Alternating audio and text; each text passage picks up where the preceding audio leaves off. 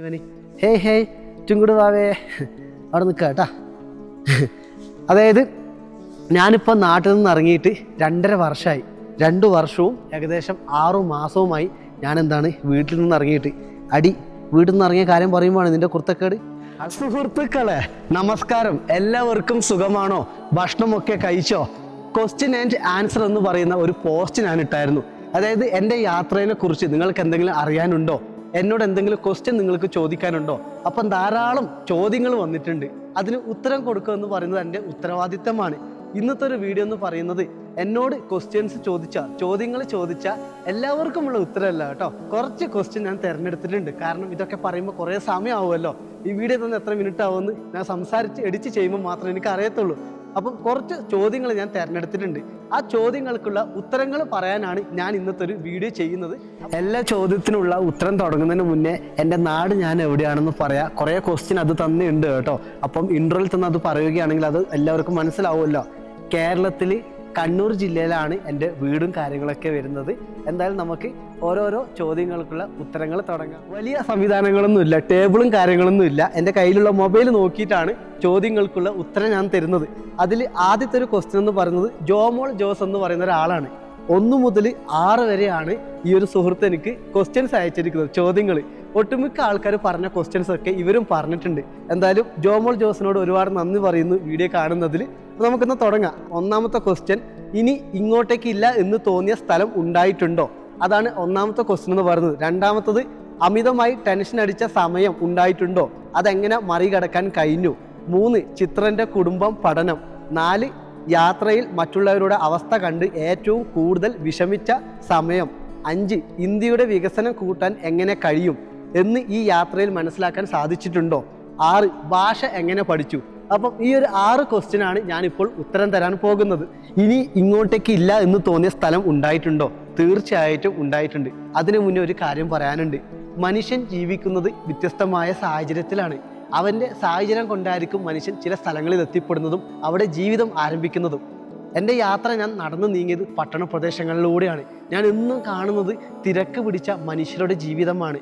മഹാരാഷ്ട്രയിലൂടെ സഞ്ചരിക്കുമ്പോൾ എനിക്ക് ധാരാളം മോശം അനുഭവങ്ങൾ ഉണ്ടായിട്ടുണ്ട്. പക്ഷെ അതൊന്നും ഞാൻ നിങ്ങളിലേക്ക് എത്തിച്ചിട്ടില്ല. ഞാൻ കാണുന്ന നല്ല കാഴ്ചകൾ മാത്രമാണ് നിങ്ങളിലേക്ക് എത്തിച്ചത്. അതായത് തിരക്ക് പിടിച്ച മനുഷ്യരുടെ ജീവിതം, വൃത്തിയില്ലായ്മയിൽ പോലും മനുഷ്യൻ ജീവിക്കുന്നു, ചൂട് പിടിച്ച പ്രകൃതി, മനുഷ്യൻ തിരക്ക് പിടിക്കുകയാണ്. ഒരു പട്ടണ പ്രദേശത്തേക്ക് പോയാൽ നടക്കാൻ പോലും സ്ഥലമില്ല.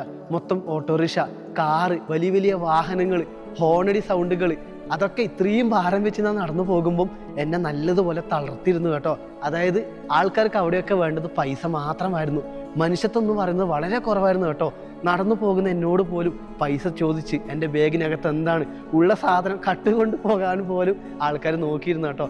ഞാൻ അത്രമാത്രം ആൾക്കാരോട് സംസാരിച്ചിട്ടും അവരെന്നിൽ നിന്നും ആശ്രയിക്കുന്നത് പൈസ മാത്രമാണ്. പക്ഷെ എനിക്കതിലൊന്നും ഒരു വിഷമം ഉണ്ടായിട്ടോ. കാരണം അവിടെയും മനുഷ്യൻ ജീവിക്കുന്നത് അവൻ്റെ സാഹചര്യങ്ങൾ കൊണ്ടാണ്. വലിയ വലിയ പട്ടണ പ്രദേശങ്ങളിലൂടെയുള്ള യാത്ര എന്നെ അത്രമാത്രം മടുപ്പിച്ചിരുന്നു കേട്ടോ. ഇനി ഒരിക്കലും അങ്ങോട്ടേക്ക് പോകണ്ട എന്ന് എനിക്ക് തോന്നിയിട്ടുണ്ട്. ഡൽഹി പോലെയുള്ള നമ്മുടെ ക്യാപിറ്റൽ സിറ്റിയായ ഡൽഹി, കൂടാതെ മുംബൈയിലൊക്കെ എനിക്ക് യാത്ര ചെയ്യുമ്പോൾ ദൈവമേ ഇനിയൊരു യാത്ര ഉണ്ടെങ്കിൽ ഇനി ഇങ്ങോട്ട് എനിക്ക് വരരുത് എന്ന് മനസ്സുകൊണ്ട് തോന്നിയിട്ടുണ്ടായിരുന്നു. കാരണം വൃത്തിയില്ലായ്മയിൽ പോലും മനുഷ്യൻ ജീവിക്കുന്നു. അതിൻ്റെ തൊട്ടടുത്ത് പോലും നല്ല രീതിയിൽ മനുഷ്യൻ ജീവിക്കുന്നു. ആ നല്ല രീതിയിലുള്ള മനുഷ്യൻ ഇവരെ കണ്ടിട്ട് പോലും മൈൻഡാക്കാതെ ജീവിക്കുന്നു. വലിയ പട്ടണ പ്രദേശങ്ങളിലൂടെയുള്ള യാത്ര എനിക്ക് വേണ്ട എന്ന് തോന്നിയിട്ടുണ്ട്. കാരണം ഈ പട്ടണ പ്രദേശങ്ങളിലൂടെയൊക്കെ യാത്ര ചെയ്തിട്ടാണ് ഞാൻ ഹിമാലയത്തിലെ യാത്രകൾ ആരംഭിക്കുന്നത്. അവിടെ എത്തിയപ്പം ഗ്രാമങ്ങളും കന്നുകാലികളും അവരുടെ മനോഹരമായ പ്രകൃതിയും തണുത്ത ഭൂമിയും ശാന്തമായ പ്രകൃതി അത് കണ്ടപ്പോൾ ഞാൻ ചിന്തിച്ചിട്ടുണ്ട്, ദൈവമേ എനിക്കിതിൽ നിന്ന് ഒരിക്കലും പെട്ടെന്ന് പട്ടണ പ്രദേശത്ത് പോകാൻ പറ്റല്ലേ എന്ന് ഞാൻ ചിന്തിച്ചിട്ടുണ്ട് കേട്ടോ. കാരണം യാത്രകളിൽ മനുഷ്യൻ സന്തോഷിക്കുന്ന, മനുഷ്യനെ സ്നേഹിക്കാൻ പറ്റുന്ന മനുഷ്യരെ കാണുമ്പോഴാണ് ആ യാത്രകളിൽ നമ്മൾക്ക് പോലും സന്തോഷം വരുന്നത് കേട്ടോ. പക്ഷേ പട്ടണ പ്രദേശത്തെ ആൾക്കാരോട് ഇന്നും എനിക്ക് അഭിമാനവും ബഹുമാനവും ഒക്കെ ഉണ്ട്. കാരണം അത്രയും മോശം സാഹചര്യം ആയതുകൊണ്ടായിരിക്കാം തെരുവുകളിൽ അവർ ജോലി ചെയ്യുന്നത്, വൃത്തിയില്ലാത്ത സാഹചര്യങ്ങളിൽ പോലും അവർ ജോലി ചെയ്യുന്നത്. പക്ഷെ എനിക്കൊരു അഭിപ്രായമുണ്ട് കേട്ടോ. അത്രമാത്രം വൃത്തിയില്ലാത്ത സ്ഥലങ്ങളിൽ പോലും ആൾക്കാർ ഭക്ഷണം കഴിക്കുന്നുണ്ട്. ഒരു വൃത്തിയില്ലാത്ത സാഹചര്യത്തിൽ ചായ ഉണ്ടാക്കി കൊടുക്കുന്നത് ഞാൻ കണ്ടിട്ടുണ്ട് കേട്ടോ. ഞാൻ നിൽക്കുന്ന സ്ഥലത്ത് നിന്ന് ഓടയില്ല, ഇങ്ങനെ വേസ്റ്റ് പോകുന്ന വെള്ളമൊക്കെ അവിടുന്ന് വരെ വെള്ളം എടുത്തിട്ട് ചായക്കടകൾ നടത്തിയിട്ട് ആൾക്കാർ ജീവിക്കുന്നുണ്ട്. അതൊക്കെ അത്രമാത്രം എന്നെ മടുപ്പിച്ചിരുന്നു കേട്ടോ. കാരണം അവിടെയൊക്കെ കുറച്ച് വൃത്തി കൊണ്ടുവരാമെന്ന് എൻ്റെ യാത്രയിൽ എനിക്ക് തോന്നിയിട്ടുണ്ട്.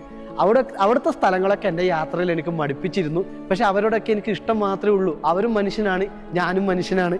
രണ്ടാമത്തെ ക്വസ്റ്റ്യൻ എന്ന് പറയുന്നത്, അമിതമായി ടെൻഷൻ അടിച്ച സമയം ഉണ്ടായിട്ടുണ്ടോ? അതെങ്ങനെ മറികടക്കാൻ കഴിഞ്ഞു? യാത്രകളിൽ ധാരാളം സിറ്റുവേഷൻ ഉണ്ടായിട്ടുണ്ട്. അതിൽ ഒരു സിറ്റുവേഷൻ ഞാൻ പറയാം.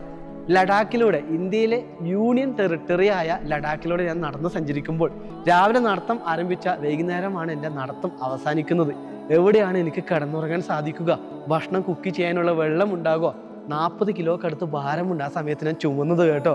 അങ്ങനെ മട്ടിയാൻ എന്ന് പറയുന്നൊരു ഗ്രാമമുണ്ട് ലഡാക്കിലെ. ഒറ്റപ്പെട്ടൊരു ഗ്രാമമാണ്. സഞ്ചാരികൾ നേരെ പോകുമ്പോൾ ഗ്രാമത്തിന് ഏകദേശം അടുത്തെത്തിയാൽ മാത്രമേ കട കിട്ടൂ. ഞാൻ ഏകദേശം 7 കിലോമീറ്റർ മാറിയിട്ടൊരു കാട് ഏരിയയാണ്. തൊട്ട് സൈഡിലായിട്ടൊരു ചായക്കടയുണ്ട്. അതൊക്കെ എൻ്റെ വ്ളോഗിൽ കാണാൻ സാധിക്കും.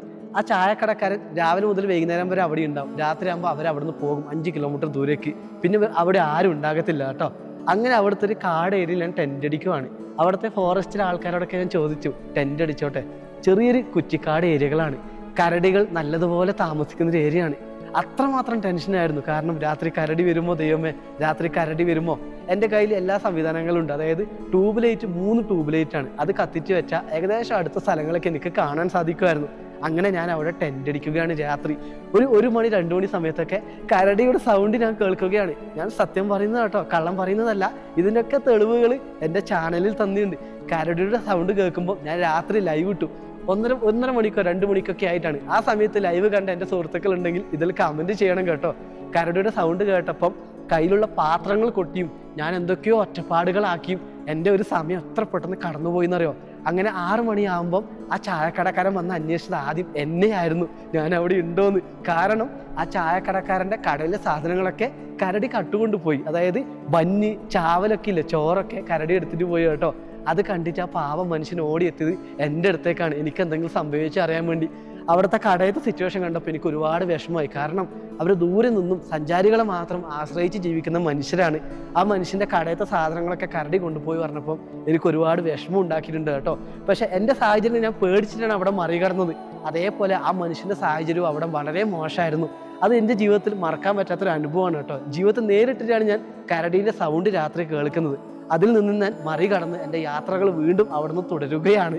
കാലാവസ്ഥ കണ്ടോ, വളരെ മോശമാണ്. കോടമഞ്ഞൊക്കെ ഇങ്ങനെ പാറി കളിക്കുകയാണ്. മഴയൊക്കെ ഉണ്ട്. അരുണാചൽ പ്രദേശിലെ ലുബ്രാങ് എന്ന് പറഞ്ഞ ഗ്രാമത്തിൽ നിന്നുമാണ് ഞാൻ എൻ്റെ സുഹൃത്തുക്കളിലേക്ക് ഈ ഒരു വീഡിയോ എത്തിക്കുന്നത്. ആദ്യമായിട്ട് ചെയ്യുന്നൊരു പ്രോഗ്രാമാണ്. ധാരാളം മിസ്റ്റേക്കുകൾ ഉണ്ടാകും, എല്ലാവരും ക്ഷമിക്കണം കേട്ടോ. അടുത്ത ക്വസ്റ്റ്യൻ ഞാൻ പറയാം. ചിത്രൻ്റെ കുടുംബം, പഠനം, ധാരാളം ആൾക്കാർ ചോദിച്ച ഒരു ചോദ്യത്തിൽ ഒന്നുകൂടിയാണ് കേട്ടോ. എൻ്റെ കുടുംബം എന്ന് പറയുന്നത്, ഞാൻ +2 പഠിക്കുമ്പോഴാണ് എൻ്റെ അച്ഛൻ മരിച്ചു പോകുന്നത്. നല്ലതുപോലെ തളർത്തിയ ഏതൊരു മക്കൾക്ക് പോലും നല്ലതുപോലെ തളർച്ച ഉണ്ടാക്കുന്ന ഒരു വാർത്തകളായിരിക്കും കുടുംബത്തിൽ ഒരാൾ നഷ്ടപ്പെട്ടാൽ. അതുപോലെയായിരുന്നു +2 പഠിക്കുമ്പോൾ എൻ്റെ അച്ഛൻ്റെ മരണം എന്ന് പറയുന്നത്.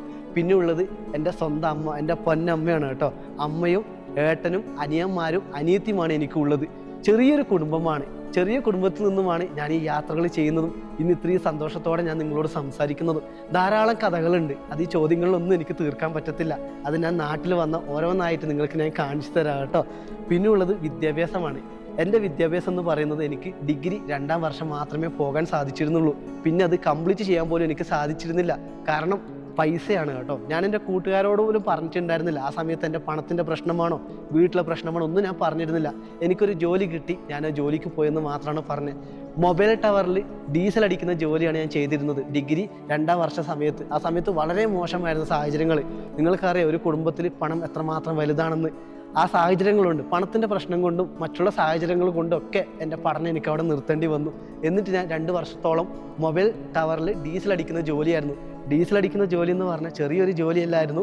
വലിയ ക്യാനിൽ 60 ലിറ്ററൊക്കെ ഉണ്ട്. 60 ലിറ്റർ എന്ന് പറഞ്ഞാൽ 60 കിലോ എന്നായില്ലേ. അതെടുത്തിട്ട് 1 കിലോമീറ്ററോളൊക്കെ നടന്ന് പർവ്വത പ്രദേശത്തെ ടവറിലെ ജനറേറ്ററിൽ ഡീസൽ അടിക്കലായിരുന്നു എൻ്റെ ജോലി കേട്ടോ. അങ്ങനെ എൻ്റെ 2 വർഷം കഴിഞ്ഞു.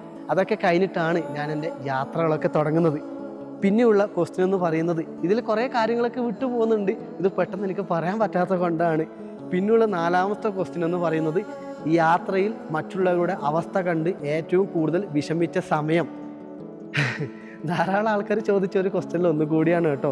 തീർച്ചയായിട്ടും എൻ്റെ യാത്ര, വീട്ടിൽ നിന്നും ആദ്യം ഞാൻ ലോകം കാണുന്നത് ഈ ഒരു യാത്രയിലൂടെയാണ്. കർണാടകയൊക്കെ കഴിഞ്ഞ് മഹാരാഷ്ട്രയിലൂടെ സഞ്ചരിക്കുമ്പോഴാണ് ജീവിതത്തിൽ കൂടുതൽ പാഠങ്ങൾ പഠിച്ചത്. ഇല്ലായ്മയിൽ നിന്നൊക്കെ മനുഷ്യൻ ജീവിക്കുന്ന സിറ്റുവേഷനൊക്കെ ഇല്ലേ, പിഞ്ചു കുഞ്ഞുങ്ങൾ കേട്ടോ, 5 വയസ്സുള്ള മക്കളൊക്കെ തെരുവിൽ യാചിക്കുന്നത് കണ്ടപ്പോൾ പൈസക്ക് വേണ്ടിയും ഭക്ഷണത്തിന് വേണ്ടിയൊക്കെ മറ്റുള്ളവരുടെ കൈയും കാലും പിടിക്കുന്ന കാഴ്ചകൾ, അത് 1ഉം 2ഉം അല്ല കേട്ടോ, ആയിരക്കണക്കിന് മക്കൾ, ചെറിയ കുഞ്ഞുമക്കൾ, എൻ്റെ അനിയനൊക്കെ പ്രായമുള്ള ആൾക്കാർ, ചെറിയ കുട്ടികൾ, അച്ഛനമ്മമാർ എവിടെയാണെന്ന് പോലും അറിയാതെ ഭിക്ഷാടനം നടത്തുന്നു. ഏതൊക്കെ മാഫിയകളുടെ ഇടയിൽപ്പെട്ട് അവരുടെ കൂടെ ഭിക്ഷാടനം നടത്തുവാണ് ഭക്ഷണത്തിനൊക്കെ വേണ്ടി. എൻ്റെ ഇല്ലായ്മയിൽ നിന്നും ഞാൻ അവർക്കൊക്കെ ഭക്ഷണങ്ങൾ വാങ്ങിക്കൊടുത്തിട്ടുണ്ട്. ഇന്നും ഞാൻ ഓർക്കുന്നു. പക്ഷെ അങ്ങനെയുള്ള കാഴ്ചകളൊന്നും ഞാൻ എവിടെ എത്തിച്ചിട്ടില്ല. കാരണം ഒരച്ഛനും അമ്മയ്ക്കും സഹിക്കാൻ പറ്റത്തില്ല. സ്വന്തം മോൻ എവിടെയെങ്കിലും പോയി തെരുവിൽ ഭിക്ഷാടനം നടത്തുന്ന ആരെങ്കിലും സഹിക്കുമോ? അതുകൊണ്ട് അങ്ങനെയുള്ള കാഴ്ചകളൊന്നും ഞാൻ എവിടെ എത്തിച്ചിട്ടില്ല കേട്ടോ. അവരൊക്കെ ഇങ്ങനെ തെരുവിൽ ഇങ്ങനെ അലയുകയാണ്. ഞാൻ അവരോടൊപ്പമൊക്കെ കിടന്നുറങ്ങിയിട്ടുണ്ട് ഈ യാത്രയിൽ. എൻ്റെ സിറ്റുവേഷൻ അങ്ങനെയായിരുന്നു. കാരണം വീട്ടുകാരൊന്നും ബുദ്ധിമുട്ടിക്കാതെ ഇറങ്ങിയൊരു യാത്രയാണ്. എൻ്റെ കയ്യിൽ എല്ലാ സാധനങ്ങളുണ്ട്. ഞാൻ എൻ്റെ കയ്യിലുള്ള സാധനങ്ങൾ വെച്ച് അവർക്ക് ഭക്ഷണമൊക്കെ ഉണ്ടാക്കി കൊടുത്തിട്ടുണ്ട്. ആ കുഞ്ഞു മക്കളൊക്കെ പറഞ്ഞ കാര്യമുണ്ട്, ജനിച്ചത് തെരുവിലാണ്, ജീവിക്കുന്നതും തെരുവിലാണ്. ഇതിൽ നിന്നൊരു മോചനമൊന്നും നമ്മൾക്ക് കിട്ടണമെങ്കിൽ നമ്മുടെ മുന്നിൽ ഏതെങ്കിലും ഒരു വലിയ മനുഷ്യൻ വരണമെന്ന് കേട്ടോ ആ കുട്ടികളൊക്കെ എന്നോട് പറഞ്ഞത്. വളരെ വിഷമം തോന്നി. ഉടുതുണിയൊക്കെ പറഞ്ഞ അത്രയും മുഷിൻ്റെ ഉടുതുണികളൊക്കെ, അതൊക്കെ കണ്ടപ്പോൾ എത്രയോ ഒന്നും എങ്ങനെയാണ് നിങ്ങളിലേക്ക് പറഞ്ഞു തരേണ്ടത് എനിക്കറിയത്തില്ല. അതൊക്കെ കണ്ട് ആ കാഴ്ചകളൊക്കെ കണ്ട മനുഷ്യർക്ക് മനസ്സിലാവും ആ സിറ്റുവേഷനൊക്കെ. മഹാരാഷ്ട്ര, ഡൽഹിയൊക്കെ പോയാൽ ഇങ്ങനെയുള്ള കാഴ്ചകൾ കുറേ കാണാൻ സാധിക്കും. പിന്നെ കൂടുതൽ വിഷമം തോന്നിച്ചൊരു കാര്യം നേപ്പാളിലെ ഉൾഗ്രാമ യാത്രയിലാണ്. ഒരു മനുഷ്യൻ ഒരു വസ്ത്രം എത്ര നാൾ ഉപയോഗിക്കും? എൻ്റെ യാത്രയിൽ ഞാൻ ഉപയോഗിച്ചു, പക്ഷെ ഞാനത് യാത്രകൾ ചെയ്യുന്നുണ്ട്, ഓരോ സ്ഥലങ്ങൾ കാണുന്നുണ്ട്. അപ്പോൾ ജീവിക്കുന്ന സ്ഥലത്ത് തന്നെ കൃഷി മാത്രം ആശ്രയിച്ച് ലൈറ്റ് കണക്ഷൻ ഒന്നും ഇല്ലാതെ നമ്മളെ മരം കൊണ്ടുണ്ടാക്കിയ വീട്ടിനകത്ത് അവർ ജീവിക്കുകയാണ്. എന്ത് സാഹചര്യം എന്ന് പറഞ്ഞാൽ അത്രയും മോശം സാഹചര്യം. കുട്ടികളൊന്നും സ്കൂളിൽ പോകുന്നില്ല. അതിനടുത്ത് സ്കൂൾ ഉണ്ടെങ്കിൽ പോലും അവിടെ പഠിപ്പിക്കാൻ മാഷുമാരില്ല. പൊട്ടിപ്പൊളിഞ്ഞ ബെഞ്ചുകൾ, ഒരു തുണി തന്നെ 2 മാസത്തോളം ഉപയോഗിക്കുന്ന കുഞ്ഞു മക്കൾ കേട്ടോ. ഞാൻ ദൂരെ നിന്ന് വന്നപ്പം ഇവരൊക്കെ എൻ്റെ അടുത്ത് ഓടി വരുക. അവിടുത്തെ മുതിർന്ന ആൾക്കാർ വരെ എൻ്റെ അടുത്തേക്ക് വരുവാണ്. എന്നെക്കാട്ടിയും പ്രായമുള്ള ആൾക്കാർ, എൻ്റെ അച്ഛൻ്റെ പ്രായമുള്ള ആൾക്കാരൊക്കെ എന്നോട് എന്തെങ്കിലും തരുമോ, പൈസ എന്തെങ്കിലും ഉണ്ടോ, നമുക്കൊരു ഡൊണേഷൻ ചെയ്യുമോ, നമ്മളെ ഗ്രാമം ഇങ്ങനെയാണ്, നമ്മളൊരു ദാരിദ്ര്യ ദേശമാണ്. ഇതൊക്കെ എന്നോട് പറയുമ്പോൾ ഞാൻ അത്രമാത്രം വിഷമിച്ചു. കാരണം എൻ്റെ കീശയിൽ നിന്ന് എന്താണ് ഞാൻ ഇവർക്ക് എടുത്തു കൊടുക്കുക? എനിക്ക് എടുത്തു കൊടുക്കാൻ എൻ്റെ കയ്യിൽ സ്നേഹങ്ങളും വാക്കുകളും മാത്രമേ ഉള്ളൂ. ഒന്നും സാധിക്കില്ലായിരുന്നു. കാരണം എൻ്റെ സാഹചര്യങ്ങൾ കൊണ്ടാണ് ഞാൻ നടന്ന് യാത്രകൾ ചെയ്തത്. അതൊക്കെ കണ്ടപ്പോൾ ജീവിതത്തിൽ ധാരാളം പാഠങ്ങളാണ്. ഒന്നും മനുഷ്യൻ ജീവിക്കാൻ പറ്റും. നമ്മൾക്കൊക്കെ വിഷമങ്ങളാണ്, കുറവുകളാണ്. ഒരു മൊബൈൽ ഇല്ലെങ്കിൽ പോലും അച്ഛനമ്മമാരോട് പരാതികളാണ്. പഠിക്കാൻ ഇന്ന തരം ബുക്കുകൾ വേണം, എനിക്കൊരു കാറ് വേണം, എനിക്കൊരു ബൈക്ക് വേണം. അതൊക്കെ നമ്മൾക്ക് കിട്ടുമ്പോൾ നമുക്ക് അത്യാഗ്രഹങ്ങളാണ്. എൻ്റെ കൂട്ടുകാരന് വലിയ മൊബൈലുണ്ട്, എൻ്റെ ചെറിയ മൊബൈലാണ്, എനിക്ക് വേറെ മൊബൈൽ വേണമെന്നൊക്കെ പറയുമ്പോൾ നമ്മളെ അച്ഛനമ്മമാരോടൊക്കെ വാശി പിടിക്കുമ്പോൾ നമ്മൾ ഇതൊക്കെ കാണണം. മൊബൈൽ എന്താണെന്ന് പോലും അറിയാത്ത മനുഷ്യർ ഇന്നും ഉണ്ട് കേട്ടോ ഭൂമിയിൽ. അതൊക്കെ ഞാൻ പഠിച്ചത് നേപ്പാളിലെ ഉൾഗ്രാമങ്ങളിലാണ്. എന്നും കാറ്റടിക്കുമ്പോൾ പൊടി ഇങ്ങനെ പാറുമോ, കാരണം റോഡ് പോലും ഇല്ല അവിടെയൊന്നും. അതൊക്കെ എനിക്ക് ജീവിതത്തിൽ ഒരുപാട് വിഷമങ്ങൾ തന്നിട്ടുണ്ട്. ആ വിഷമങ്ങളൊക്കെ എൻ്റെ ജീവിതത്തിൽ എനിക്ക് പുതിയ മോട്ടിവേഷനാണ്. കാരണം ഇതിൽ നിന്നും മനുഷ്യൻ ജീവിക്കാൻ പറ്റുന്നുണ്ടല്ലോ, അവരവിടെയും സന്തോഷിക്കുകയാണ് കുടുംബത്തോടൊപ്പം. കൊട്ടാരങ്ങൾ ഇല്ലെങ്കിൽ പോലും എനിക്ക് സന്തോഷങ്ങൾ ഉണ്ടല്ലോ വിചാരിച്ച് ജീവിക്കുന്ന മനുഷ്യരെ കണ്ടപ്പോൾ എനിക്ക് ഒരുപാട് സന്തോഷം തോന്നിയിട്ടുണ്ട് കേട്ടോ. അതൊക്കെ എൻ്റെ സാഹചര്യം എങ്ങനെയാണ് നിങ്ങളോട് പറയേണ്ടതെന്ന് എനിക്കറിയത്തില്ല. അതൊക്കെ ഞാൻ മനസ്സിൽ കൊണ്ടുവച്ച് ഇപ്പോഴും യാത്രകൾ ചെയ്യുകയാണ്. അപ്പോൾ 4ാമത്തെ ക്വസ്റ്റ്യനും കഴിഞ്ഞു. 5ാമത്തെ ക്വസ്റ്റ്യനാണ് കേട്ടോ. ഇന്ത്യയുടെ വികസനം കൂട്ടാൻ എങ്ങനെ കഴിയും എന്ന് ഈ യാത്രയിൽ മനസ്സിലാക്കാൻ സാധിച്ചിട്ടുണ്ടോ? ഒരു മനോഹരമായ ക്വസ്റ്റ്യനാണ്, നല്ലൊരു ക്വസ്റ്റ്യൻ കൂടിയാണ് കേട്ടോ. ഇന്ത്യ എന്ന രാജ്യം എന്ന് പറയുന്നത് പ്രകൃതി ഭംഗിയാൽ മനോഹരമായൊരു രാജ്യമാണ്. ധാരാളം സ്ഥലങ്ങളുണ്ട്. ഞാനിപ്പോൾ നിൽക്കുന്ന സ്ഥലവും ഇന്ത്യയിലെ കേട്ടോ. മറ്റുള്ള രാജ്യത്തിലെ സ്വിറ്റ്സർലാൻഡ്, നോർവേ, സ്വീഡൻ, സ്കോട്ട്ലാൻഡിലൊക്കെ ഉള്ളതുപോലെയുള്ള സ്ഥലങ്ങൾ നമ്മുടെ രാജ്യത്തിലുമുണ്ട്, നമ്മുടെ ടൂറിസ്റ്റ് കേന്ദ്രങ്ങളിലുമുണ്ട്. പക്ഷെ നമ്മുടെ രാജ്യത്തൊരു പ്രശ്നം എന്ന് പറയുന്ന, ഒരു പ്രശസ്തമായ ടൂറിസ്റ്റ് ലൊക്കേഷനിൽ പോകുമ്പോൾ അവിടെ കാണുന്നത് പ്ലാസ്റ്റിക് മാലിന്യങ്ങളാണ്. കൊട്ടക്കണക്കിന് പ്ലാസ്റ്റിക് മാലിന്യങ്ങളാണ്. വീണ്ടും പ്ലാസ്റ്റിക് മാലിന്യങ്ങൾ കൊണ്ടിടുന്ന സഞ്ചാരികളാണ് ഞാൻ എൻ്റെ യാത്രയിൽ കണ്ടത്. പക്ഷേ മറ്റുള്ള രാജ്യത്തിൽ അവിടെ ഒരു വ്യത്യാസമുണ്ട്. ഒരു ടൂറിസ്റ്റ് കേന്ദ്രത്തിൽ എത്രത്തോളം സഞ്ചാരികൾ വരുന്നോ അവരൊക്കെ നിയന്ത്രിക്കാൻ ഒരു ആൾക്കാരുണ്ട്, ടൂറിസത്തിൻ്റെ ആൾക്കാരുണ്ട്. അവിടെ പ്ലാസ്റ്റിക് മാലിന്യം ഇടുന്ന ആൾക്കാർക്ക് ഫൈൻ കൊടുക്കാൻ അവിടെ ഒരു ഗവൺമെൻറ് ഉണ്ട്. അതൊക്കെ ഒരു കണക്കിന് നല്ലതാണ്. നമ്മുടെ രാജ്യത്തും അതുപോലെ തന്നെ ഏത് ടൂറിസ്റ്റ് ലൊക്കേഷനിലാണ് ആൾക്കാർ വരുന്നത് അത് നിയന്ത്രിക്കാൻ ഗവൺമെൻറ്റിന് തന്ന ഉദ്യോഗസ്ഥന്മാർ നല്ലതുപോലെ പ്രവർത്തിച്ചിരുന്നെങ്കിൽ എനിക്ക് തോന്നിയിട്ടുണ്ട് കേട്ടോ. ഞാൻ ആരും കുറ്റം പറയുന്നതല്ല. നമ്മുടെ ഇന്ത്യയിലെ ടൂറിസ്റ്റ് ലൊക്കേഷനിൽ വന്നാൽ കാണാൻ സാധിക്കും ധാരാളം പ്ലാസ്റ്റിക് വേസ്റ്റുകളാണ്. എത്ര സ്ഥലങ്ങളാണെന്നറിയോ?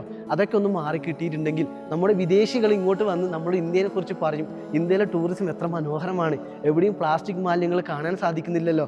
അതാണ് കേട്ടോ കൂടുതൽ വേണ്ടത്. വികസനം കൊണ്ടുവരാൻ സാധിക്കും. പിന്നെ കുറേ ഉൾഗ്രാമത്തിൽ സ്വർഗ രാജ്യങ്ങളുണ്ട്. ഞാനിപ്പം കാണുന്ന സ്ഥലങ്ങളൊക്കെ കണ്ടോ, ഇവിടെ പോലും എത്തിപ്പെടാൻ സഞ്ചാരികൾക്ക് ബുദ്ധിമുട്ടുണ്ട്. അതായത് അവിടുത്തെ ആവാസ വ്യവസ്ഥയെ ഒന്നും നഷ്ടപ്പെടുത്താതെ അവിടെ ഒരു വികസനം കൊണ്ടുവരാൻ പറ്റുന്നുണ്ടെങ്കിൽ അത് നമ്മുടെ വിജയം തന്നെയാണ് കേട്ടോ. അങ്ങനെയുള്ള കാര്യങ്ങളൊക്കെ എനിക്ക് കൊണ്ടുവരാൻ തോന്നിയിട്ടുണ്ട്. കൂടാതെ തന്നെ നമ്മുടെ രാജ്യത്തിലെ പട്ടണ പ്രദേശങ്ങളെന്ന് പറയുന്ന ഓരോ മുക്കും മൂലം എന്ന് പറയുന്നത് അത്രമാത്രം പ്ലാസ്റ്റിക് മാലിന്യങ്ങളാണ് കേട്ടോ. വിദേശികളൊക്കെ വന്ന് നമ്മുടെ നാട്ടിലെ മാലിന്യങ്ങളൊക്കെ പുറക്കി കൊണ്ടുപോകുന്ന വീഡിയോസൊക്കെ സോഷ്യൽ മീഡിയകളിൽ ധാരാളം വൈറലായിട്ടുണ്ട്. അതൊക്കെ കാണുമ്പോൾ ഒരു യാത്രികൻ എന്ന നിലയിൽ എനിക്ക് വിഷമം തോന്നാറുണ്ട്. എന്തുകൊണ്ട് മറ്റുള്ള രാജ്യങ്ങളെ പോലെ തന്നെ ടൂറിസ്റ്റ് സ്ഥലങ്ങൾ വൃത്തിയായി സൂക്ഷിക്കാൻ നമ്മൾക്ക് സാധിക്കുന്നില്ല? അതൊക്കെ എനിക്ക് പറയാനുള്ള കാര്യമാണ് കേട്ടോ. പക്ഷേ ആൾക്കാർ വരാത്ത ഇന്ത്യയിലെ ഗ്രാമപ്രദേശങ്ങൾ ഇന്നും മറ്റുള്ള രാജ്യത്തേക്കാൾ എത്രയോ മനോഹരമായ സ്ഥലങ്ങൾ എൻ്റെ യാത്രയിൽ ഞാൻ കണ്ടിട്ടുണ്ട്.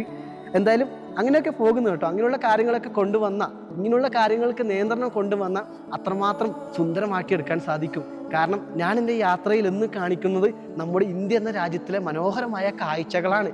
ഇതൊക്കെ നമ്മുടെ രാജ്യത്തിലാണ്. ഇത്രയും സുന്ദരമായൊരു ഭൂമി നമ്മൾക്ക് സൂക്ഷിക്കാൻ സാധിക്കും കേട്ടോ. അതെല്ലാവരും മനസ്സ് വിചാരിച്ചാൽ മാത്രമേ സാധിക്കത്തുള്ളൂ. 6ാമത്തെ ക്വസ്റ്റ്യനാണ്, ഭാഷ എങ്ങനെ പഠിച്ചു? ഭാഷ എൻ്റെ ജീവിതത്തിൽ എനിക്ക് ആകെ അറിയുന്ന ഭാഷ എന്ന് പറയുന്നത് മലയാളം ഭാഷയാണ്. പിന്നെ കുറച്ച് ഇംഗ്ലീഷും കാര്യങ്ങളൊക്കെ അറിയാം. കേരളം വിട്ടു തുടങ്ങിയപ്പോഴാണ് ദൈവമേ മലയാളം ഭാഷയിലൊന്നും ഒതുങ്ങത്തില്ല, വേറെ എന്തെങ്കിലും ഒരു ഭാഷ വേണം. ഇംഗ്ലീഷ് ഭാഷ ഒന്നും അധികം ആൾക്കാർ സംസാരിക്കത്തില്ല. ഹിന്ദിയാണ് കേട്ടോ. ഇന്ത്യയിലെ പ്രധാനപ്പെട്ടൊരു ഭാഷയിലൊന്നാണ് ഹിന്ദി എന്ന് പറയുന്നത്. കർണാടകയ്ക്ക് എത്തുമ്പോൾ ഞാൻ നല്ലപോലെ ബുദ്ധിമുട്ടിയായിരുന്നു. മഹാരാഷ്ട്ര യാത്രകളിലാണ് ഹിന്ദി കുറച്ചെങ്കിലും പഠിച്ചു തുടങ്ങുന്നത്. അതായത് നിങ്ങളുടെ പേരെന്താണ്, എനിക്ക് അവിടേക്ക് പോകണം, അതുപോലും അറിയത്തില്ലായിരുന്നു. പിന്നെ മെല്ലനെ പഠിച്ചു. നിന്റെ പേരെന്താണ്? ആപ്കാ നാം കേഹ്. ആപ്കാ നാം. നിന്റെ പേരെന്താണ്? ആപ്കാ നാം. കിതർ ജാനെ, എവിടേക്കാണ് പോകേണ്ടത്? അങ്ങനെയുള്ള കാര്യങ്ങളൊക്കെ യാത്രയിലാണ് പഠിച്ചത്. നേപ്പാളിലെത്തിയപ്പം അവിടെ ഹിന്ദിയും വർക്ക് ചെയ്യുന്നില്ല, ഇംഗ്ലീഷും ഇല്ല, നമ്മളെ ഭാഷയൊന്നുമില്ല. അവിടെ എത്തിയപ്പോൾ നേപ്പാളി ഭാഷയാണ്. 3 മാസത്തിന് ശേഷമാണ് എനിക്ക് നേപ്പാൾ ഭാഷ പഠിക്കാൻ പറ്റിയത്. ഹിന്ദിയിൽ ആപ്ക നാം എന്ന് പറയും, മലയാളത്തിൽ നിന്റെ പേരെന്താ, നേപ്പാൾ ഭാഷയിൽ തബൈക്ക നാം കേഹു, നിങ്ങൾക്ക് സുഖമാണോ, കസ്തു ഹുനൂൻസ, കിതർ ജാനെ, എവിടേക്ക് എങ്ങനെ പോകാൻ സാധിക്കും, കത്ത ജാനെ. ഇതൊക്കെ പഠിച്ചത് യാത്രകളിലൂടെയാണ് പ്രിയപ്പെട്ടവരെ. യാത്ര എന്ന് പറയുന്നത് ഒരു ബുക്കാണ്. ആ ബുക്കിലെ ഓരോരോ വരികളാണ് യാത്രകൾ ചെയ്യുന്ന മനുഷ്യരെന്ന് പറയുന്നത്. ഒരു ബുക്കിൽ പഠിക്കുന്നതിനെക്കാട്ടി എത്രയോ വിവരങ്ങൾ നമ്മൾ അറിയുന്നത് യാത്രകളിലൂടെയാണ്. 6 ക്വസ്റ്റ്യനുള്ള ഉത്തരം ഞാൻ തന്നിട്ടുണ്ട്. എത്രത്തോളം അത് സക്സസ് ആയെന്ന് എനിക്ക് അറിയത്തില്ല. ജോമോൾ ജോസ് എന്ന് പറയുന്ന ഒരു അക്കൗണ്ടിൽ നിന്നാണ് ഈ ഒരു ചോദ്യങ്ങളൊക്കെ വന്നത്. ഒരുപാട് നന്ദി പറയുന്നു ഈ ഒരു ചോദ്യങ്ങൾ കിട്ടിയതിൽ. കാരണം ധാരാളം ആൾക്കാർ പറഞ്ഞ അതേ ചോദ്യങ്ങൾ തന്നെയാണ് ജോമോൾ ജോസും പറഞ്ഞിരിക്കുന്നത്. അതാണ് ഈ ഒരു ക്വസ്റ്റ്യൻ ഞാൻ എടുത്തു പറഞ്ഞിരിക്കുന്നത്. അപ്പം അടുത്ത 2-3 ചോദ്യങ്ങൾ കൂടി നമ്മൾക്ക് നോക്കാം. കൃപേഷ് എന്ന് പറയുന്ന ഒരാൾ ചോദിച്ച ചോദ്യമാണ്, പുതിയതായി വരുന്ന ട്രാവലേഴ്സിനോട് എന്താണ് പറയാനുള്ളത്? യാത്രകളിൽ അങ്ങനെ പുതിയത് പഴയതൊന്നുമില്ല കേട്ടോ. ഞാൻ എൻ്റെ ജീവിതത്തിൽ എവിടെയും കണ്ടുപഠിച്ച യാത്രകളൊന്നുമല്ല, ജീവിതത്തിൻ്റെ സാഹചര്യങ്ങൾ കൊണ്ടാണ് ഞാൻ യാത്രകൾ തുടങ്ങിയത്. അത് ഇന്നും തുടരുന്നു. ധാരാളം അനുഭവങ്ങൾ എനിക്കുണ്ട്.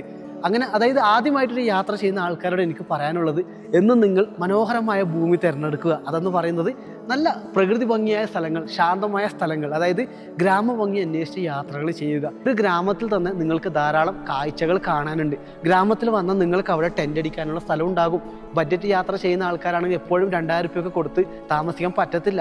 അധികം ആൾക്കാരും യാത്രകൾ ചെയ്യുന്നത് നമുക്ക് നിശ്ചിതമായ ഒരു എമൗണ്ട് വെച്ചായിരിക്കും. അങ്ങനെയുള്ള ആൾക്കാർക്ക് യാത്ര ചെയ്യാൻ പറ്റിയ ഏറ്റവും നല്ലൊരു കാര്യം എന്ന് പറയുന്നത് ഗ്രാമങ്ങളിലൂടെയുള്ള സഞ്ചാരമാണ്. വില്ലേജ് എക്സ്പ്ലോർ ചെയ്യുമ്പോൾ നമ്മുടെ വീട്ടുകാരെ പോലെയുള്ള സ്വഭാവമുള്ള ജനങ്ങളെ നിങ്ങൾക്ക് യാത്രയിൽ കാണാൻ സാധിക്കും. അവരുടെ വീട്ടിലെ ഭക്ഷണം നിങ്ങൾക്ക്, അതായത് 3000 രൂപ 2000 രൂപ ഇല്ലെങ്കിൽ 1000 രൂപ ഒന്നും കൊടുത്ത് കഴിക്കേണ്ട ആവശ്യമില്ല. 50 രൂപ 100 രൂപക്കൊക്കെ കിട്ടും. അവർ പൈസ ചോദിക്കത്ത് പോലും ഇല്ല. പക്ഷെ നമ്മളോട് ഒരു മനസ്സുണ്ടല്ലോ കൊടുക്കുന്നത്, അത് നമ്മളൊരു ഇഷ്ടമാണ് കേട്ടോ. പട്ടണങ്ങൾ എന്ന് പറയുന്നത് ഒരു ടൂറിസ്റ്റ് കേന്ദ്രമാണ്. അവിടെ നിങ്ങളെ പറ്റിക്കുന്ന ആൾക്കാരുണ്ടാകും. അവിടുത്തെ താമസത്തിനൊക്കെ ഭയങ്കര പണച്ചെലവുണ്ടാകും. എൻ്റെ യാത്രയിൽ എനിക്ക് ഏറ്റവും ഇഷ്ടം എന്ന് പറയുന്നത് ഗ്രാമങ്ങളാണ്. നിങ്ങളെന്നും എൻ്റെ വീഡിയോയിൽ കാണുന്ന ഗ്രാമഭംഗികളാണ്. ഇത്രമാത്രം സന്തോഷത്തോടു കൂടി ഞാൻ സംസാരിക്കുന്നത് ഗ്രാമത്തിൽ സ്വാതന്ത്ര്യം ഉള്ളത് കൊണ്ടാണ് കേട്ടോ. ഇപ്പോൾ ഒരു പട്ടണ പ്രദേശത്ത് നിന്നിട്ടാണ് ഞാനൊരു വീഡിയോ എടുക്കുന്നതെങ്കിൽ എനിക്കത് സാധിക്കുമോ? ഒരിക്കലുമില്ല. അതായത് ആദ്യമായൊരു യാത്ര ചെയ്യുന്ന ആൾക്കാരാണെങ്കിൽ നല്ല മനുഷ്യരിലേക്ക് എന്നും എത്തിപ്പെടാൻ ശ്രമിക്കുക. നിങ്ങൾക്ക് സ്വന്തമായി യാത്ര ചെയ്യാനുള്ള കാര്യമുള്ളൂ കേട്ടോ. വലിയ ചിന്ത കാര്യങ്ങളൊന്നും വേണ്ട യാത്രക്ക്. ഞാനൊരു യാത്ര ചെയ്യുകയാണ്, ഇതെൻ്റെ രാജ്യമല്ലേ, എൻ്റെ രാജ്യത്തിൽ എനിക്ക് പോകാൻ എൻ്റെ അടുത്ത് ID കാർഡുണ്ട്, ആധാർ കാർഡുണ്ട്, അങ്ങനെയുള്ള ചിന്തകൾ മാത്രം മതി. പറ്റിക്കാൻ വരുന്ന മനുഷ്യരിൽ നിന്നും ദൂരേക്ക് മാറി നിൽക്കുക. സ്നേഹിക്കാൻ വരുന്ന മനുഷ്യരിലേക്ക് നമ്മൾ ഓടി ചെല്ലുക കേട്ടോ. എൻ്റെ ജീവിതം തന്നെ ഒരു യാത്രയാണ്. ഞാൻ യാത്രകൾ ചെയ്താണ് ഓരോ മനുഷ്യരെയും പഠിച്ചിരിക്കുന്നത്. അധികം ചിന്തകളാക്കിയാൽ, ഇല്ലെങ്കിൽ നമ്മൾ ധാരാളം വീഡിയോസ് കണ്ട് എനിക്ക് അതുപോലെ ചെയ്യണമെന്ന് വിചാരിച്ചാൽ നടക്കണമെന്നില്ല. നമ്മളുടെ മനസ്സിൽ തോന്നുന്ന യാത്ര എന്താണോ അത് നിങ്ങൾ സാധിച്ചെടുക്കാൻ വേണ്ടി നിങ്ങൾ ഓടുക കേട്ടോ. ധാരാളം ചിന്തകൾ കൊണ്ടുവന്നാൽ ആ യാത്രകൾക്ക് ഭയങ്കര ടെൻഷനായിരിക്കും. അതിനുപരി നമുക്ക് വേണ്ട സാധനങ്ങളൊക്കെ എടുത്ത് ബസ് മാർഗമോ കാൽനടയായിട്ട് നമ്മൾ സഞ്ചരിക്കാൻ നോക്കുക. അത് അതിൻ്റെ വയ്യേ നടന്നോളും കേട്ടോ. കുറേ ചിന്തകളൊക്കെ ഒഴിവാക്കുക. എനിക്ക് എത്രമാത്രം ക്വസ്റ്റ്യനാണ് വരുന്നറിയോ, ഏട്ടാ അങ്ങനെ പോകാൻ സാധിക്കുമോ, അവിടെ പോയാൽ ടെൻ്റ് അടിക്കാൻ സാധിക്കുമോ? അത് നമ്മളുടെ സ്വഭാവം പോലെയാണ്. നമ്മളുടെ നാട്ടിൽ വന്നിട്ട് അവിടുത്തെ ജനങ്ങളോട് എങ്ങനെയാണോ പെരുമാറുന്നത് അതുപോലെ ആയിരിക്കും അവിടുത്തെ ആൾക്കാർ നമ്മളോടും പെരുമാറുന്നത് കേട്ടോ. അതുകൊണ്ട് പുതിയതായിട്ട് യാത്രകൾ ചെയ്യുന്ന ആൾക്കാരോട് എനിക്ക് പറയാനുള്ളത്, നിങ്ങളുടെ സ്വപ്ന യാത്ര എങ്ങോട്ടാണോ അവിടേക്ക് നിങ്ങൾ യാത്രകൾ ചെയ്യുക. നിങ്ങൾ പോയി വരുന്ന അനുഭവം മറ്റുള്ള ഒരാളോട് പറഞ്ഞു കൊടുക്കുക. അത് അവർക്കൊരു മോട്ടിവേഷൻ ആവണം കേട്ടോ. അത്ര മാത്രമേ ഉള്ളൂ. സുഹൈബ് എന്ന് പറഞ്ഞ ഒരാൾ ചോദിച്ച ചോദ്യമാണ്, മോൻ എങ്ങനെയാണ് ഫോട്ടോസ് എടുക്കുന്നത്? ആരെങ്കിലും സഹായത്തോടെയാണോ? ഇപ്പോൾ എടുക്കുന്ന വീഡിയോസ് പോലും ഞാൻ ചെയ്യുന്നത് ഒരു ട്രൈപോഡ് വെച്ചിട്ടാണ്, ഇല്ലെങ്കിൽ കല്ലിൻ്റെ പുറത്തോ. ഗ്രാമവാസികളാണെങ്കിൽ അവരോട് പറഞ്ഞ് അവരെടുത്ത് തരും. അല്ലാത്ത പക്ഷം വീഡിയോസും ഫോട്ടോസൊക്കെ എടുക്കുന്നത് ഒരു ട്രൈപോഡ് അവിടെ ഫിറ്റ് ചെയ്ത് ദൂരേന്ന് ഞാൻ ഇങ്ങോട്ട് വന്ന് ഇവിടുന്ന് സംസാരിക്കുന്ന കാര്യങ്ങളൊക്കെ പറഞ്ഞ് കഴിഞ്ഞ് അവിടെ പോയി ഞാൻ ഓഫാക്കും കേട്ടോ. വീഡിയോസ് എടുക്കുന്നതും ഫോട്ടോസ് എടുക്കുന്നതൊക്കെ ഞാൻ തനിച്ചാണ്. ചില വിഷ്വൽസൊക്കെ എടുത്തു തരുന്നത് ഗ്രാമവാസികളാണ് കേട്ടോ. പിന്നെ ഉള്ള ഒരു ചോദ്യമാണ് സ്നേഹ വാസുദേവൻ എന്ന് പറഞ്ഞ ആളാണ് ചോദിച്ചിരിക്കുന്നത്. ഒരുപാട് ഇഷ്ടമുള്ള സുഹൃത്തുക്കളെ എന്ന് വിളിക്കുന്ന മോൻ നാട്ടിൽ വീട് എവിടെയാണ്? വീട്ടിൽ ആരൊക്കെയുണ്ട്? നാട്ടിൽ വരാൻ താല്പര്യമില്ലേ? നാട്ടിൽ വരുമ്പോൾ കാണാൻ ഒരുപാട് ആഗ്രഹം, എപ്പോഴും ശ്രദ്ധ ഉണ്ടാകണം. ഒരുപാട് സന്തോഷമുണ്ട് ചോദ്യം ചോദിച്ചതിന്. നാട്ടിൽ തീർച്ചയായിട്ടും വരും. ഞാൻ പറഞ്ഞല്ലോ, എൻ്റെ ജീവിതത്തിൽ ആദ്യമായി ചെയ്തൊരു യാത്രയാണ്. പിന്നെ അങ്ങനെ സന്തോഷത്തോടു കൂടിയാണ് കേട്ടോ ഇപ്പോഴും ആ യാത്രകൾ ചെയ്യുന്നത്. എൻ്റെ വീട് നാട്ടിൽ കണ്ണൂർ ജില്ലയിലാണ്, കേരളത്തിൽ കണ്ണൂർ ജില്ലയിലാണ് എൻ്റെ വീടും കാര്യങ്ങളൊക്കെ വരുന്നത് കേട്ടോ. നിഹാൽ എന്ന് പറയുന്ന ഒരാൾ ചോദിച്ച ചോദ്യമാണ്, ആ ബാഗ് ബാക്കിൽ കെട്ടിവെച്ചാൽ ബാക്ക് പെയിൻ വരുമോ? ചില സമയത്തൊക്കെ പെയിൻ വരാറുണ്ട്. പക്ഷെ ആ ബാഗ് ഇടുന്ന രീതി നിങ്ങൾ എപ്പോഴും ശ്രദ്ധിച്ചായിരുന്നോ? ഞാൻ എപ്പോഴും ഇത്രയും ഹൈറ്റിൽ വെച്ചിട്ടാണ്, അതായത് ആ ബാഗിന് സപ്പോർട്ട് ഉണ്ട് കേട്ടോ. ഡിക്കാത്ലോണിൻ്റെ ഒരു ബാഗാണ്, 4 ക്ലാസിൻ്റെ ഒരു കമ്പനി ബാഗാണ് കേട്ടോ. 70 ലിറ്ററിൻ്റെ ബാഗാണ്. ചില സമയത്തൊക്കെ നല്ല വേദന വരാറുണ്ട് കാലിനും ശരീരത്തിനൊക്കെ. പക്ഷെ എനിക്ക് യാത്രകൾ ചെയ്യണമെങ്കിൽ ആ ബാഗ് എടുത്തിട്ട് ഞാൻ നടന്നാലേ സാധിക്കത്തുള്ളൂ. അല്ലാതെ യാത്രകൾ ചെയ്യാം. ആ ബാഗ് ഒരു ടാക്സി ബുക്ക് ചെയ്ത് ടാക്സിയിലെടുത്ത് വെച്ച് പോകണമെങ്കിൽ ചുരുങ്ങിയത് ഒരു 10,000 രൂപ കൊടുക്കണം. ആ ഒരു സ്ഥലത്ത് ഞാൻ ആ ബാഗും ചുമന്ന് എനിക്ക് വേണ്ട സാധനങ്ങൾ കയറി നടന്നു പോവുകയാണെങ്കിൽ നമുക്ക് താമസിക്കാനുള്ള കാര്യങ്ങൾ മാത്രം നോക്കിയാൽ മതി. എന്തായാലും നിഹാലെ നല്ലൊരു ചോദ്യമാണ്. കുറേ ആൾക്കാർ എന്നോട് ചോദിക്കുന്ന ചോദ്യം കൂടിയാണ്. പെയിൻ വരാറുണ്ട്, ചില സമയത്തൊക്കെ പെയിൻ വരാറുണ്ട്. അതുപോലെ ഞാൻ റെസ്റ്റ് എടുക്കും കേട്ടോ. മറ്റൊരു മനോഹരമായ ചോദ്യമാണ് കേട്ടോ. നിഷ എന്ന് പറയുന്ന ഒരാളാണ് ഈ ഒരു ചോദ്യം ചോദിച്ചിരിക്കുന്നത്. യാത്രയിൽ കൂടി ലഭിക്കുന്ന പോസിറ്റിവിറ്റി ലൈഫ് വരുത്തിയ മാറ്റങ്ങൾ എന്തൊക്കെയാണോ? ഇതാണ് ചോദിച്ചിരിക്കുന്നത്. സത്യം പറഞ്ഞാൽ ഞാൻ ഇന്ന് എൻ്റെ ജീവിതത്തിൽ സന്തോഷിക്കുന്നുണ്ടെങ്കിൽ ഈ യാത്രകളാണ്. എന്നെ നിങ്ങൾ അറിഞ്ഞതും ഈ യാത്രകളിൽ കൂടിയാണ്. വീടിൻ്റെ ഒരു ഒറ്റമുറിയിലായിരുന്നു എൻ്റെ ജീവിതം. വീട്, കൂട്ടുകാർ, സ്കൂൾ ഇല്ലെങ്കിൽ കോളേജ് മാത്രമായിരുന്നു എൻ്റെ ജീവിതം. അവിടെ നിന്നും ഞാൻ സഞ്ചരിച്ചപ്പം നമ്മുടെ രാജ്യം ഇത്രമാത്രം മനോഹരമാണെന്ന് അറിഞ്ഞതും ഈ ഒരു യാത്രയിലൂടെയാണ്. കാണാത്ത ധാരാളം കാഴ്ചകൾ, ഉദാഹരണം പറയുകയാണെങ്കിൽ ബുക്ക് മറച്ചു നോക്കുമ്പോൾ ബുക്കിൽ പഠിച്ച ഓരോരോ കാഴ്ചകൾ ജീവിതത്തിൽ ഞാൻ കണ്ടു കേട്ടോ. ഇന്ന് ഞാൻ അത്രമാത്രം സന്തോഷത്തിലാണ്. എങ്ങനെയാണ് നിങ്ങളോട് പറയുന്നത് എനിക്കറിയത്തില്ല. കാരണം ഇത്രയും മനോഹരമായ പ്രകൃതിയെക്കുറിച്ച് വർണ്ണിക്കാൻ പോലും പറ്റുന്നത് പ്രിയപ്പെട്ട സുഹൃത്തുക്കളെ ഈ ഒരു യാത്രയിലൂടെ മാത്രമാണ് കേട്ടോ. എനിക്ക് നിങ്ങളോട് ഒന്നേ പറയാനുള്ളൂ, ഏതൊരു മനുഷ്യനായാൽ പോലും നെഞ്ച്, അതായത് ഹൃദയം തകർന്ന് വിഷമിച്ചിരിക്കുന്ന മനുഷ്യന് പോലും യാത്രകളാൽ അത്രമാത്രം സന്തോഷം ലഭിക്കും കേട്ടോ. ഇന്ന് ഞാൻ എൻ്റെ ജീവിതത്തിൽ അത്രമാത്രം സന്തോഷിക്കുന്നു. അത്രമാത്രം ഞാനെന്ന വ്യക്തിയെ എൻ്റെ സ്വപ്നങ്ങളെ എൻ്റെ ജീവിതത്തിലേക്ക് കൊണ്ടുവരാൻ എനിക്ക് സാധിച്ചത് ഈ ഒരു യാത്രകളിലൂടെയാണ് കേട്ടോ. എനിക്കെന്നും സന്തോഷങ്ങൾ മാത്രമേ ഉള്ളൂ. ധാരാളം വിഷമങ്ങൾ യാത്രകളിലുണ്ട്. ഇതൊന്നും എനിക്ക് പെട്ടെന്നൊന്നും ചോദ്യങ്ങളിൽ എത്തിച്ചു തരാൻ പറ്റത്തില്ല. കാരണം അത് 1 മണിക്കൂറുള്ള വീഡിയോ ആയി പോകും. അതൊന്നും ആരും കാണത്തില്ല. അതാണ് ചെറിയൊരു ക്വസ്റ്റ്യൻ ആൻസർ എന്നൊരു പരിപാടി ഞാൻ ഇവിടെ അവതരിപ്പിച്ചത്.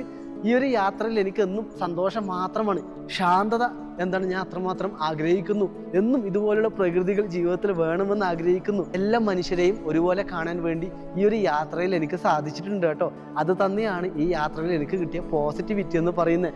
അടുത്തൊരു ചോദ്യമാണ്, ഇൻസ്റ്റാഗ്രാമിൽ നിന്നാണ് കേട്ടോ ഈ ചോദ്യം ഞാൻ എടുത്തിരിക്കുന്നത്.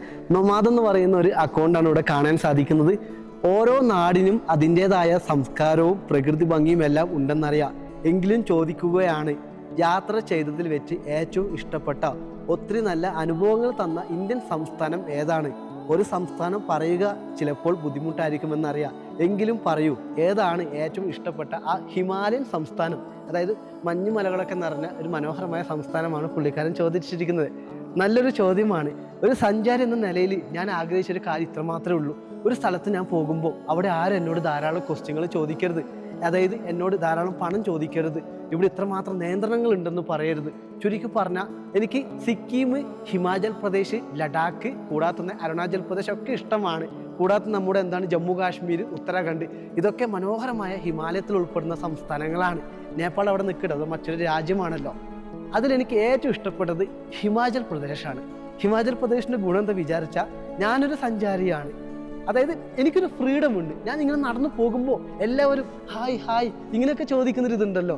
അതായത് സഞ്ചാരികൾക്ക് ഏത് രീതിയിൽ സഞ്ചരിക്കാം. അവിടെ കാറ് വേണമെന്നില്ല, അവിടെ ബൈക്ക് വേണമെന്നില്ല, നടന്നു സഞ്ചരിക്കാം. എൻ്റെ നടന്നുള്ള യാത്രയിലും ക്യാമ്പ് ചെയ്ത് പോകാനും എനിക്ക് അത്രമാത്രം ഹെൽപ്ഫുള്ളായ സംസ്ഥാനം എന്ന് പറയുന്നത് ഹിമാചൽ പ്രദേശാണ്. മണാലിയിൽ നിന്നുമാണ് ഞാൻ നടന്ന് ആരംഭിക്കുന്നത്. മണാലിയിൽ നിന്നും നമ്മുടെ ലാഹോൾ ആൻഡ് സ്പിറ്റി, അതൊരു വലിയൊരു ഡിസ്ട്രിക്റ്റാണ് കേട്ടോ. ലാഹോൾ ആൻഡ് സ്പിറ്റി എന്ന് പറയുന്നത് ഹിമാലയത്തിൻ്റെ ഒരു ജില്ല കൂടിയാണെന്ന് പറയാം. അവിടെ നിന്ന് ലഡാക്കിലേക്കുള്ള യാത്ര ഞാൻ അധികം ടെൻ്റ് അടിച്ചാണ് പോയത്. അവിടുത്തെ ആൾക്കാരൊക്കെ എത്രമാത്രം എന്നെ വെൽക്കം ചെയ്യുകയാണ്. വീടിൻ്റെ സൈഡുകളിലും കാട്ടിലെ ടെൻ്റ് അടിച്ചിട്ട് പോലും അവിടെ വിറക് വറക്കാൻ വരുന്ന ആൾക്കാരൊക്കെ ചോദിച്ചു, നിനക്ക് പേടിയൊന്നുമില്ല മോനെ, ഇവിടെ കരടിയും പുലിയൊക്കെ വരും. ഞാൻ പറഞ്ഞു, നിങ്ങളൊക്കെ ഇവിടെ ഇല്ല, പിന്നെ എന്തിനാ പേടിക്കാൻ? അപ്പോൾ അവരെന്നോട് പറയും, എൻ്റെ വീട്ടിൽ വന്ന് താമസിച്ചോ, അവിടെ താമസിക്കാമല്ലോ, പൈസ ഒന്നും ഞാൻ എന്നോട് ചോദിക്കത്തില്ല, നീ ആ ഒരു കാര്യത്തിൽ വിഷമിക്കൊന്നും വേണ്ട. എൻ്റെ യാത്രയിൽ എനിക്ക് ഒരു ഫ്രീഡം തോന്നി. ഫ്രീഡം എന്ന് പറഞ്ഞാൽ പണം, ആ സമയത്ത് എനിക്ക് പൈസ വളരെ കുറവായിരുന്നു. പണം എന്ന് പറഞ്ഞ് എനിക്ക് ചിന്തിക്കാൻ പോലും പറ്റില്ലായിരുന്നു. എങ്ങനെയും ക്യാമ്പ് ചെയ്യണം, എൻ്റെ കയ്യിലുള്ള ഗ്യാസ് വെച്ച് എനിക്ക് ഭക്ഷണം കുക്ക് ചെയ്യണമായിരുന്നു. അതൊക്കെ എനിക്ക് ഏറ്റവും കൂടുതൽ എളുപ്പമായി തോന്നിയത് നമ്മുടെ ഹിമാചൽ പ്രദേശിലായിരുന്നു. മറ്റുള്ള സംസ്ഥാനങ്ങളിലൊക്കെ അത് നടന്നിരുന്നു. പക്ഷേ ചില ഏരിയകളിൽ ടൂറിസ്റ്റുകൾ വരുന്നത് കൂടുതൽ കാറുകളിൽ, ബൈക്കിൽ, ഫ്ലൈറ്റിലൊക്കെ വന്നു വരുന്ന ടൂറിസ്റ്റുകളുണ്ട്.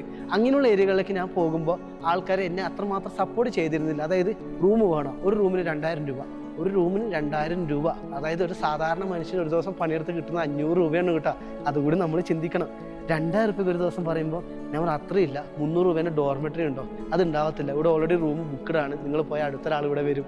പക്ഷേ ഹിമാചൽ പ്രദേശിൽ നേരെ തിരിച്ചായിരുന്നു കേട്ടോ.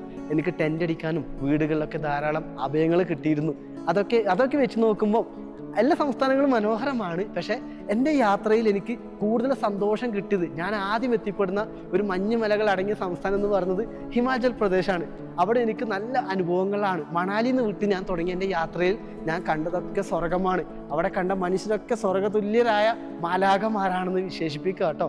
ഹിമാചൽ പ്രദേശ് എനിക്ക് ഇഷ്ടപ്പെട്ട ഒരു സംസ്ഥാനമാണ് കേട്ടോ. ഈ ഒരു ക്വസ്റ്റ്യനുള്ള ഉത്തരമാണ് ഞാനിപ്പോൾ പറഞ്ഞിരിക്കുന്നത്. മറ്റൊരു ചോദ്യമാണ്, ലിൻസി എന്ന് പറയുന്ന ഒരാളാണ് ഈ ചോദ്യം ചോദിച്ചിരിക്കുന്നത്. വീട്ടിൽ നിന്ന് ഇറങ്ങിയിട്ട് എത്ര നാളായി? വീട്ടുകാരെ മിസ് ചെയ്യുന്നുണ്ടോ? ഇന്ത്യ വിട്ടുള്ള യാത്രകൾ ഉടനെ ഉണ്ടാകുമോ? ഹേയ് ചുങ്കുട് വാവേ, അവിടെ നിൽക്കുക കേട്ടാ. അതായത് ഞാനിപ്പോൾ നാട്ടിൽ നിന്ന് ഇറങ്ങിയിട്ട് 2.5 വർഷമായി. 2 വർഷവും ഏകദേശം 6 മാസവുമായി ഞാൻ വീട്ടിൽ നിന്ന് ഇറങ്ങിയിട്ട്. വീട്ടിൽ നിന്ന് ഇറങ്ങിയ കാര്യം പറയുമ്പോൾ നിൻ്റെ കുർത്തക്കേട് ആൾക്കാരെ കാണൂലേ? നാണക്കേടല്ലേ? മറിക്കട പാവം പട്ടിൻകുട്ടൻ കേട്ടോ, അവൻ ഒറ്റക്കല്ലേ ഇറങ്ങിയിരിക്കുന്നത്. 2.5 വർഷമായി ഞാൻ നാട് വിട്ട് ഇറങ്ങിയിട്ട്. വീട്ടുകാരെ എല്ലാവരും ഞാൻ മിസ് ചെയ്യുന്നുണ്ട്. എൻ്റെ യാത്രയിൽ ഏറ്റവും കൂടുതൽ ഞാൻ മിസ് ചെയ്യുന്നത് എൻ്റെ കുടുംബക്കാരെ തന്നെയാണ്. കുടുംബക്കാരെ പോലെ തന്നെ ഞാൻ മിസ് ചെയ്യുന്നൊരു കാര്യമാണ് നാട്ടിലെ ഭക്ഷണം എന്ന് പറയുന്നത് കേട്ടോ. എന്നാണ് നാട്ടിലേക്ക് തിരിച്ചു പോകുന്നതൊക്കെ കുറേ ആൾക്കാർ ചോദിച്ചിട്ടുണ്ട്. അതൊക്കെ ഞാൻ പറയാം. ഇന്ത്യ വിട്ടുള്ളൊരു യാത്ര എന്ന് പറയുന്നത്, ഇന്ത്യയിൽ ഞാൻ സഞ്ചരിച്ച സ്വാതന്ത്ര്യം കണ്ടല്ലോ, എല്ലാ സ്ഥലങ്ങളിലും കയറിപ്പോകാൻ നമ്മൾക്ക് സാധിക്കുന്നുണ്ട്. അത് നമ്മുടെ ഇന്ത്യ എന്ന രാജ്യമായത് കൊണ്ടാണ്. എല്ലാ ടൂറിസ്റ്റ് ഏരിയകളിലും നമുക്ക് കയറി ചെല്ലാൻ എളുപ്പത്തിൽ എനിക്ക് ഇന്ത്യയിൽ നിന്ന് സാധിച്ചിരുന്നു. കൂടാതെ തന്നെ നേപ്പാളൊക്കെ ഞാൻ പോയത് എത്ര സ്വതന്ത്രത്തോടു കൂടിയാണെന്നറിയോ? ഇന്ത്യയിൽ സഞ്ചരിച്ചതിനേക്കാൾ ഞാൻ എളുപ്പത്തിൽ സഞ്ചരിച്ചിരുന്നത് നേപ്പാളിലാണ്. ഒരു രാജ്യത്ത്, അതായത് കേട്ടറിഞ്ഞതിനെക്കാട്ടി എത്രയോ സത്യമാണ് ഒരു സ്ഥലം കണ്ടറിഞ്ഞ് അതിനെക്കുറിച്ച് നമ്മൾ പഠിച്ച് വിവരിക്കുന്നത്. കണ്ടറിഞ്ഞ സത്യങ്ങളാണ് കേട്ടോ. കുറേ ആൾക്കാർ പറഞ്ഞത് നേപ്പാൾ പോകാൻ പറ്റില്ല, ഭയങ്കര റിസ്ക് ആണ് മറ്റൊരു രാജ്യമെന്ന്. പക്ഷേ 10 മാസത്തോളമാണ് ഞാൻ നേപ്പാൾ എന്ന രാജ്യത്തിലൂടെ കാൽനടയായി സഞ്ചരിച്ചത് സുഹൃത്തുക്കളെ. എന്തായാലും നാട്ടിൽ വന്നിട്ട് നോക്കാം. എൻ്റെ സോഷ്യൽ മീഡിയ കൊണ്ടൊന്നും വലിയ കോടികൾ ഉണ്ടാക്കാനൊന്നും ഞാൻ പഠിച്ചിട്ടില്ല. ചെറിയ ചെറിയ പ്രൊമോഷനും കൂടാത്ത യൂട്യൂബ് വരുമാനം കൊണ്ടൊക്കെയാണ് ഞാൻ ഈ യാത്രകൾ തുടർന്ന് പോകുന്നത്. നാട്ടിൽ വന്നിട്ട് നോക്കാം എങ്ങനെയാണ് എൻ്റെ യാത്രാ കാര്യങ്ങളൊന്നും എനിക്കറിയത്തില്ല. ധാരാളം രാജ്യങ്ങളുണ്ട്. നോർവേ, കസക്കിസ്ഥാൻ, സ്വീഡൻ ഇങ്ങനെയൊക്കെ തുടങ്ങിയ ധാരാളം രാജ്യങ്ങളുണ്ട്. സ്വിറ്റ്സർലാൻഡ് അങ്ങോട്ടൊക്കെ പോകണമെന്നുണ്ട്. പക്ഷേ അതിനൊക്കെ ഒരുപാട് പണച്ചെലവുള്ള കാര്യമാണ്. പക്ഷേ ഈ ഒരു യാത്രയിൽ നിങ്ങളെപ്പോലെയുള്ള വലിയ മനുഷ്യർ എൻ്റെ കൂടി തന്നെ വലിയൊരു സന്തോഷമുണ്ട് കേട്ടോ. ഇപ്പം അത്യാവശ്യം യാത്രകൾ സന്തോഷത്തോടു കൂടി പോകുന്നു. സ്റ്റാർട്ട് ചെയ്ത മുതൽ ഇന്ന് വരെയുള്ള യാത്രകൾ കമ്പയർ ചെയ്യുമ്പോൾ ഇന്ന് പിന്നെയും സന്തോഷത്തോടു കൂടി ഞാൻ പോകുന്നുണ്ട് കേട്ടോ. നാട്ടിൽ വന്നിട്ട് വേണം മറ്റുള്ള രാജ്യത്തിലേക്ക് പോകാനുള്ള കാര്യങ്ങളൊക്കെ എനിക്ക് നോക്കാൻ വേണ്ടി. എന്തായാലും ഈ ഒരു ചോദ്യം ചോദിച്ച ലിൻസി എന്നൊരാളോട് ഒരുപാട് നന്ദി പറയുന്നു. സുഹൃത്തുക്കളെ, എല്ലാ പ്ലാറ്റ്ഫോമിൽ നിന്നും ധാരാളം ചോദ്യങ്ങൾ എനിക്ക് വന്നിട്ടുണ്ട്. പക്ഷേ ചില ആൾക്കാർ ചോദിച്ച ക്വസ്റ്റ്യനിൽ തന്നെ എല്ലാവരും പറഞ്ഞ ചോദ്യം ഉള്ളത് കൊണ്ടാണ് കേട്ടോ കുറേ ആൾക്കാർ ഞാൻ മിസ് ചെയ്തിരിക്കുന്നത്. തൽക്കാലം ഇത് നമുക്ക് നിർത്താം. കാരണം ഇത്രയും ചോദ്യങ്ങൾക്ക് ഉത്തരം നൽകിയാൽ ഈ ഒരു വീഡിയോ 2 മണിക്കൂറോളം നീണ്ടുപോകും. അത്രയും വലിയൊരു ചോദ്യം ഉത്തരവൊന്നും ആരും കാണാൻ നിൽക്കത്തില്ല. അതിനെക്കാട്ടി നല്ലത് പ്രധാനപ്പെട്ട കുറച്ച് ചോദ്യങ്ങൾ മാത്രമാണ് ഞാൻ എടുത്തിരിക്കുന്നത്. എന്തായാലും ഇതിലെന്തെങ്കിലും ഇനിയും ആഡ് ചെയ്യണമെങ്കിൽ നിങ്ങൾ പറയൂ. തീർച്ചയായും രണ്ടാമത് ഞാൻ ഈ ഒരു വീഡിയോ ചെയ്യാം കേട്ടോ. ആദ്യമായിട്ടാണ് ഇങ്ങനൊരു പരിപാടി ഞാൻ ചെയ്യുന്നത്. അതിലെന്തായാലും മിസ്റ്റേക്ക് ഉണ്ടാകും. കുറേ കാര്യങ്ങളുണ്ട് കേട്ടോ. ഈ ചോദ്യത്തിനൊക്കെ ഉത്തരം ഞാൻ തന്നിട്ടുണ്ട്. പക്ഷേ ഇത്രയും വലിയൊരു യാത്രേൻ്റെ കാര്യങ്ങളൊക്കെ ചെറുതായിട്ട് എങ്ങനെയാണ് പറഞ്ഞു തരാൻ ഒരു മനുഷ്യനാവുക? നിങ്ങൾ ചിന്തിച്ച് നോക്കി, ഒരു ബുക്ക് നമ്മൾ വായിക്കുന്ന എത്രത്തോളം സമയം എടുത്തിട്ടാണ്. അതുപോലെ തന്നെയാണ് എൻ്റെ നിങ്ങളുടെ ഓരോ ചോദ്യങ്ങൾക്ക് ഉത്തരം തരണമെങ്കിൽ ഞാൻ ആ ബുക്കായിട്ട് നിങ്ങളുടെ അടുത്തേക്ക് വരേണ്ടി വരും. അപ്പം തൽക്കാലം ഈ ഒരു ക്വസ്റ്റ്യൻ ആൻഡ് ആൻസർ എന്ന് പറയുന്ന പ്രോഗ്രാം ഇവിടെ നിർത്തുകയാണെങ്കിൽ എന്തെങ്കിലും മിസ്റ്റേക്ക് ഉണ്ടെങ്കിൽ ക്ഷമിക്കണം. അതുപോലെ തന്നെ ഇനിയും ഇത് ചെയ്യണമെങ്കിൽ നിങ്ങൾ പറയുക കേട്ടോ. നമുക്കെന്തായാലും വീണ്ടും കാണാം. മനോഹരമായ യാത്രാവിശേഷങ്ങളുമായി ഞാൻ വരുന്നതാണ്.